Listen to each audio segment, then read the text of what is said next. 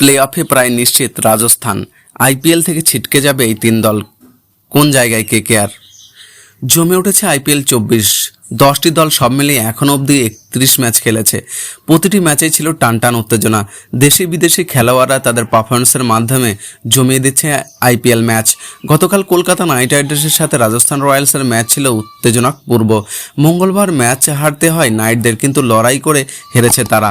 মঙ্গলবার ইডেনে ম্যাচ পুরো জমে যায়। প্রথমে ঝলসে ওঠেন সুনীল নারিন, এরপর রাজস্থানের ইনিংসের সময় জস বাটলার।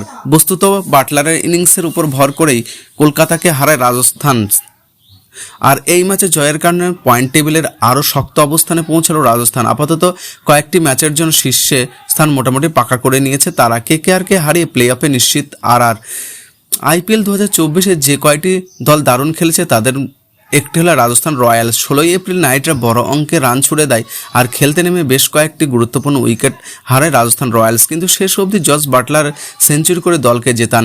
জস বাটলার অবিশ্বাস্য ইনিংসের কারণে হেরে যাওয়ার ম্যাচ জিতে যায় রাজস্থান, আর এই ম্যাচে জয়ের পর 2024 প্লে অফে যাওয়ার বড় দাবিদার হয়ে ওঠেন তারা। রাজস্থান রয়্যালস যেমন শীর্ষে থাকায় তেমনই থেকে গিয়েছে তারা। এদিন আবার নেট রান রেটেও বেশ খানিকটা বাড়িয়ে নেন তারা। দ্বিতীয় স্থানে রয়েছে নাইটরা, কিন্তু ম্যাচ হারার কারণে পড়ে রয়েছে তাদের নেট রান রেট। 2024 আইপিএলের সবচেয়ে খারাপ রেজাল্ট করেছে বেঙ্গালুরু। তাদের প্লে অফের পথ অনেক বেশি কঠিন হয়ে পড়ে। এছাড়া মুম্বাই ইন্ডিয়ান্স ও দিল্লি ক্যাপিটালস পয়েন্ট তালিকার একদম নিম্নে রয়েছে। মনে হচ্ছে যে এই তিন দল এবার আইপিএল থেকে বিদায় নিতে পারে। চলুন তাহলে দেখে নেওয়া যাক পয়েন্ট টেবিলের দল কে কোথায়।